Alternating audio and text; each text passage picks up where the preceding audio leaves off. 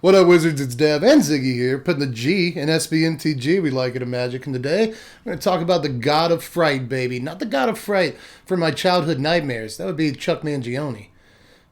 Used to have dreams Chuck Mangione come to my house, kill my whole family. Anyway, that's not what we're talking about today. Get it together, Dev. Today, instead, there's cat hair flying everywhere.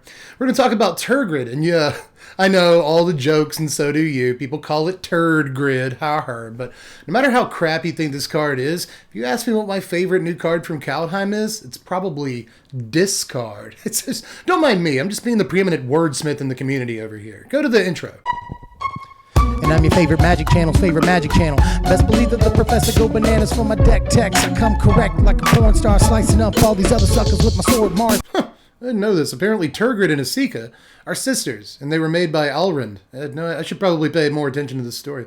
Apparently when she was 4 years old, Turgrid's shadow came to life and attempted to choke her, but even as a young child, she was able to battle it for days until she bent it to her will. Jeez, Turgrid. I didn't know you're so awesome, Mama T. I mean, I knew you were good in just about every format. I mean, Commander. You guys seen the stuff you can do with her there? Dictate of Erebos, sacrifice your whole team to an Ashnod's altar and get all your opponent's stuff. Pretty funny. Even in Historic, there's ridiculous crap you can do with this, like Vona's Hunger. Right? You got the City's Blessing. You just get half your opponent's creatures. So that's pretty sexy. But is the card good in Standard? So far, haven't seen a whole lot of results with Turgrid, which surprises me because I've been playing with Turgrid for a couple of weeks now trying to put this deck together. It's actually really, really good. A part of that is because there are so many cards right now in Standard that support Turgrid, but even just by itself, this card does so many cool things that a lot of opponents just don't see coming. Like when they sacrifice a Fabled Passage, you have a Fabled Passage. It's really good against mono white because sometimes they'll discard a card to protect Seasoned Hallowblade. You get that card. They'll sacrifice a Selfless Savior and All Seed of Life's bounty to protect something, and now you have the dog or the nymph. I think that's what it is. Anyway, both of those things are really important interactions against that deck. There's all kinds of other stuff too, man. First of all, whenever your opponent gets to the third chapter of a saga or the last chapter of a saga and has to sacrifice it, you get it back. I've gotten Binding of the Gods like a million times that way in the current Standard, along with Elspeth's Nightmare and a bunch of other stuff. But did you know that when they play a Kroxa, they sacrifice their Kroxa if they didn't escape it? That means that you get a free Sucker Punch with their Kroxa. There are all kinds of neat things that Turgrid does when she's on the battlefield without any extra support. They sacrifice something to Woe Strider, or maybe they sacrificed a creature to Village Rites. Well, now that thing is yours. Oh, and it's really good against the cycling deck too, because did you know cycling counts as discarding? You will after you play with this deck, because every time they cycle a Flourishing Fox or a Draenith Stinger or whatever, it's suddenly your creature now. And so they just can't win. They just can't beat you. And that's just Turgrid the lady. Like, the whole reason that we're playing 4 copies of Turgrid is because there are 2 cards on this one card. If you've already got a Turgrid in play, just play the Lantern. And there's lots of times where I played the Lantern first, even without having another copy of Turgrid in my hand, because the Lantern is actually really good. It can put a clock on opponents. It can just get cards out of their hand. And even in some situations, it does make them sacrifice creatures. They'll very often lose the life. But if you've got them down to a certain life total, whether it's going to kill them or if they're at like 6 or something, then very often you can force them to start sacrificing creatures so as to just not die to it. So Lantern is just good on its own. And obviously, Turgrid is good alongside her Lantern if you do happen to draw 2 copies. But even though she is pretty good on her own, she usually can't win the game on her own, even though Menace does help with that. Just throwing that out there. But we do need some cards to support her. But like I said, there's a bunch of cards that support this card in Standard, enough to make a whole deck, which is exactly why we're gathered here today. But anyway, probably the other best card in the deck, and easily the card that supports Turgrid the best, is Rankle, Master of Pranks. And there are tons of pranks Rankle can pull in this deck, right? First of all, these 2 go on curve. Rankle on 4 and Turgrid on 5. That means when you play Turgrid on turn 5, you've got Rankle ready to attack and either make your opponent discard a card, sacrifice a creature, or both. In which case, you'll get both of the things if they discarded a permanent. And this is the big 1-2 punch in the deck, son. Rankle into Turgrid, I guess we'll call it Turkle. Steve Turkle. It's just such a powerful interaction that you'll catch a lot of people just scoop into it before they have to give you anything. But obviously, Rankle doesn't need Turgrid. It's been dogging fools for like a year and a half at this point. I think we all know how good Rankle is. A haste threat that punishes your opponent in a multitude of ways. We have plenty of small creatures to sacrifice it to make sure that effect isn't very symmetrical at all, in fact. And very often, we either don't have any cards left in our hand when we go to swing with Rankle, or we just have stuff we don't mind pitching. So again, the effect just isn't very symmetrical a lot of the time, and Rankle just wins the game more often than pretty much any other card in the deck. But we can't just stop at Rankle. I guess we got to support Turgrid in more ways. Although if the entire deck was Turgrid plus Rankle, I guess I'd be happy with that. Just throw some swamps in it and you're good. But I guess we should probably play more Magic cards in our Magic deck. So let's support Turgrid a little bit more. And when I say a little bit more, I mean that we have a total of 23 discard effects in this deck and 18 sacrifice effects. So we're definitely supporting Turgrid. But all of those cards are, just like Turgrid and Rankle, kind of good on their own, right? We're playing 4 copies of Demon's Disciple, 4 copies of Elderfang Disciple, a couple of Disciples, and 4 copies of Acquisitions Expert here. Now, I like all of these because they're good on curve early in the game before you draw your Turgrid, but if you have a Turgrid on the battlefield and you top deck any of these cards, they're pretty good cards, right? You're probably going to get a permanent when your opponent discards off of either Expert or Disciple. And when you play Demon's Disciple, you're going to get whatever your opponent sacrifices. So again, all of these cards are good either early in the game to start setting things up, maybe making your opponent discard removal spells so they don't have anything to kill your Turgrid a little bit later. Or you get them after your Turgrid and they're unbelievable cards. Also, just a quick last bit of tech before I move off these cards. Note that both Disciples are clerics, and Acquisition Expert cares how many things you have in your party. So if you already have a Demon's Disciple down and you top deck an Expert, you get to look at 2 cards. And if you have Acquisitions Expert and Elderfang Disciple in your opening hand, might want to play the Elderfang first into the Acquisitions Expert so you see more cards.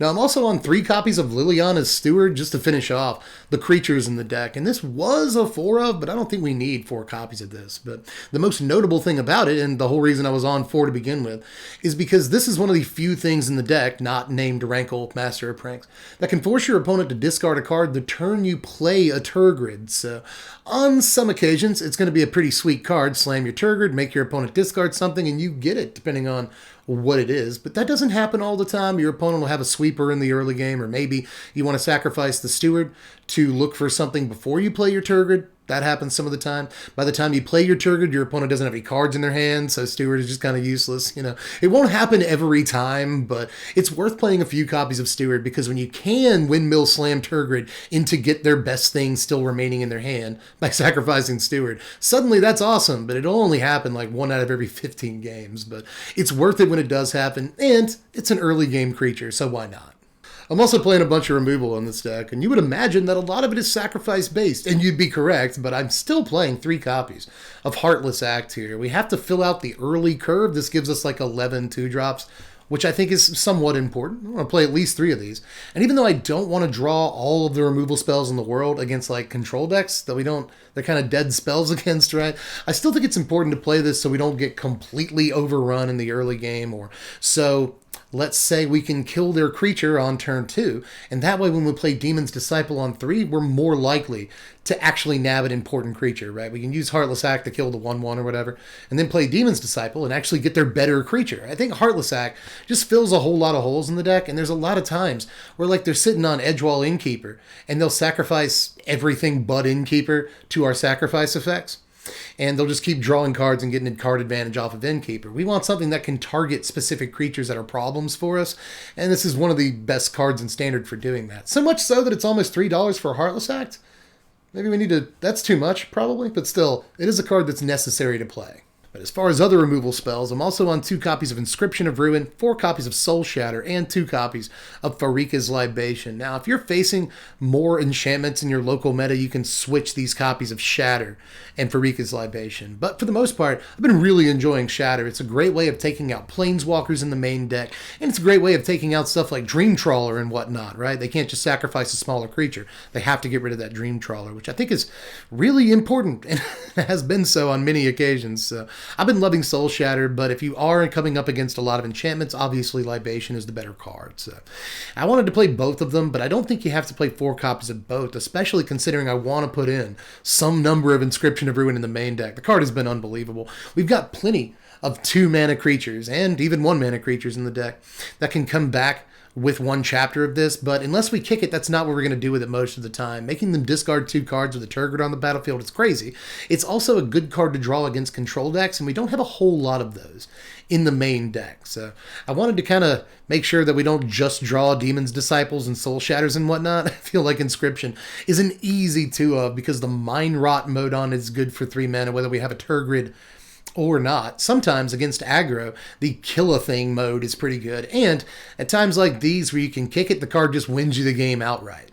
Now, kind of getting into the lands, we're playing some MDFCs in this deck. 2 copies of Malakir Rebirth, 2 copies of Palaka Predation, and 3 copies of Agadim's Awakening. Awakening is actually pretty decent in the deck, and another reason, by the way, to play Liliana's Steward. So we have a 1-mana creature to return with Agadim's Awakening, but it does help that a lot of our creatures have enter the battlefield triggers, right? Things like Elderfang Disciple, Acquisitions Expert, Demon's Disciple. These all have ETB triggers. So if we Agadim's Awakening in the late game, we're actually getting back a fair number of creatures and doing some real damage with them. And if you have enough mana, you can get back a hasty Rankle and end the game, or you can get back a Turgrid and a Rankle at the same time and do some really nasty stuff if you've got your 8 mana. So Agadim's Awakening is an unbelievable banger in this deck, and I'm playing at least 3 copies of that. But obviously, Predation is pretty sweet before you get your Turgrid. It also gets sweepers out of your opponent's hand because we don't really much care for sweepers in this deck, but it can get all kinds of dangerous stuff out of your opponent's hand before you play your Turgrid. After you play your Turgrid, it just gets the best thing in their deck out of their hand, and we now have it. We just have that card, so it's a really good card to have alongside Turgrid. But Malakir Rebirth can do some cool stuff too. You know, both Turgrid and Rankle have real targets on their back. Your opponent has to do something about them, or they'll just lose the game to either one of them or both. So very often, Malakir Rebirth can just be a way to save one of your most important creatures. But obviously, you can do tricks like Elderfang Disciple or Acquisitions Expert. Whenever they block, you Malakir Rebirth, get another card out of your opponent's hand. And there's even the old Demon's Disciple Malakir Rebirth trick where you sacrifice Demon's Disciple to itself, it comes back, you sack it to itself again. But we were able to clean up 2 Ruin Crabs in this clip that way. So Rebirth has been a pretty decent card so far. Now, there are 19 other lands in the deck, but it all adds up to 26, which I think is just right. There have been times where I've wanted another land, but I also just sure do hate flooding. So you won't always need Malakir Rebirth or Agadim's Awakening. Very often those can function better as lands, depending on what's in your hand or what your game plan is at the time. So don't be afraid to use your MDFCs as lands, is all I'm saying. But there are times where I'd like one more. But either way, Castle Locthwain is the best way of drawing cards Black has, so we'll play all 4 of those. And we'll sneak in a Crawling Barrens, just so we have another threat in the deck. You know, we're mono black, so I feel like we can easily run 1 copy of this card, and it's not really too big of a deal, and there have been times where it's been instrumental in winning games. I've already said that we're bad against sweepers. There are games where we get, you know, the perfect curve, Rankle into Turgrid, opponent has sweeper. So in those cases, Crawling Barrens can be an unbelievable card. Play it. But let's look at the sideboard, and there's a lot of stuff in here you may expect to see, like all 4 copies of Duress, which can get us stuff with a Turgrid on the battlefield. Not super often, but you can get enchantments and artifacts and stuff off of Duress every now and again, and that can be a game changer, but Duress is just good in and of itself against control decks and whatnot. But sometimes you will get a Shark Typhoon off of it, and that makes you feel good. But aside from that, there's Blood Chief's Thirst for either cleaning up small creatures against small creature decks, or for having another thing for taking out Planeswalkers if your opponent's running a lot of those. We've also got Skyclave Shade. We really need tools against control decks, because that's what we suck against the most. So Skyclave Shade, pretty easy 4-up to move in games 2 and 3.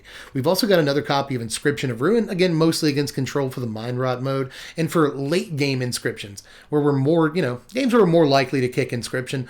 I think we'll put a copy of that in. But there's also Farika's Libation. Go ahead and make that a 3-of in deck games where you know you're going to have to blow up enchantments. And then Extinction Event. Now, this is for decks that are either extremely hardcore aggro decks that play like 30 creatures, 2 of them per turn, you know. Sometimes we need this against mono white because they'll just jump out ahead of us, especially if they get to be on the play. That matters a great deal. So if you are going to be on the draw against aggro in games 2 or 3, Extinction Event can sometimes be an very important card to have access to. There's also decks like Naya Tokens or Naya Adventures right now, especially, that play Edgewall Innkeeper, or just, again, a bunch of quick creatures in the form of either tokens or in the form of like Edgewall Innkeeper, Fairy Guide Mother, Giant Killer, just these really small, low-to-the-ground creatures that allow them to play 2 or 3 creatures a turn some of the time. We often aren't very good against those decks because, we're playing 1-for-1 sacrifice effects and whatnot, so Extinction Event works really great against them too. But here are your power rankings. Highest score of the season so far. We keep going up like 1 point every deck. We're at 67 right now, which is pretty good for a monocolored deck built around like kind of a meh card in terms of constructed standard playability, at least. Or at least it looked that way when I started putting the deck together. I'll be 100% Oprah honest with you here and shoot straight. I just was not super excited to build this deck because I wasn't sure that Turgrid was going to be very good, but shut my mouth super quick. This thing basically demolishes almost any creature deck, especially in games 2 and 3. Now, again, we do have some bad matchups against decks like Naya Adventures or Selesnya Adventures, anything playing a ton of tokens, or even like mono red on the play can be a sweat of a game, but we can pretty much beat up most creature decks, especially Mutate, which is the biggest free matchup of any deck this season so far. We just absolutely brutalize Mutate. It's crazy. But aside from that, what else do I have that we're good against here? We're great against mono white too, and there are a lot of different flavors of mono white. Now, sometimes mono white on the play can pose problems, but for the most part, even in game 1, we are very, very good against a deck that plays a gang of Seasoned Hallowblades, Selfless Saviors, All Seed of Life's Bounty, and stuff they have to either sacrifice or discard to. Just a great matchup. For that matter, mono white is kind of a standard deck doing a modern Bogles impression, and we're good against pretty much any deck that attempts to build a bear, whether it's mono white or Mutate or, any variety of other decks in the format right now that are based around enchantments like Runeforge Champion or, Setessan Champion decks and stuff like that. Any deck trying to build a bear, we just absolutely demolish. So if you're having trouble with those, maybe put this stupid thing together. But that said, we do have some problems, not only against tokens, but also against Yorion decks and your more like hardline control decks like Dimir right now. Not great in game 1. But again, that's why we play best of 3, and if you're in the best of 1 meta on Arena, the deck is actually pretty good in best of 1, because you will come across Yorion decks, you will come across Dimir, but for the most part, best of 1 is a pretty aggro format right now, and we just mow through, we just completely steamroll most aggro decks. In any case, just let me know how you felt about the deck, especially if you're able to get some games in with it. Let me know how you did and all that. But I really like this deck, and I hope you do too. You can also like the video if you enjoyed all of the content and sub to the channel. Hit the bell for the notifications. I think I've been getting hit pretty hard by the old algorithm steal lately, so make sure if you're not subbed yet, you hit that button and you hit the bell for the notifications. That would really help me out a lot. Aside from that, you want to support the channel, you can go to Twitch and watch me there at twitch.tv/sbmtg, where we have an awful lot of fun on stream. I'm laughing thinking about it right now. But you can also just directly support us at patreon.com/sbmtg. Link in the description. Just $1 a month is all I ask. And then with that $1, you get the power to vote on content for the channel. And I'm about to start doing a lot more deck techs because the patrons just told me to do more deck techs. So if you want to be in on decisions like that, and decisions like what deck techs we're even going to do more of in the first place, then hit the link to Patreon, go over there, and just give me $1. It's $1 a month. It's $1 a month. I think I'm worth it. I can confidently say I'm worth it. But aside from that, I've been working on myself. I've been working on my confidence. I'm worth $1. Dang it. But anyway, I love you, all of you, and I will catch you cats later. I'm Deb from the Place. Thanks for watching, my wizards. Spread love and be kind.